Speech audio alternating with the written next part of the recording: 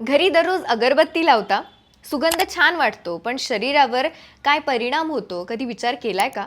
वैज्ञानिक अभ्यासक सांगतात अगरबत्तीचा धूर हा फक्त सुगंध नाही तर हळूहळू शरीराला तोटा पोहोचवणारा धूर आहे. अगरबत्ती जळताना PM2.5 नावाने अतिसूक्ष्म कण हवेत मिसळतात.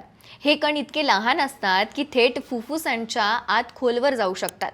यामुळे श्वसनाचे आजार, खोकला, हृदयविकारांचा धोका वाढू शकतो. शिवाय त्यातून कार्बन मोनॉक्साईड तयार होतो, जे आपल्या रक्ताची ऑक्सिजन वाहून नेण्याची क्षमता कमी करतं.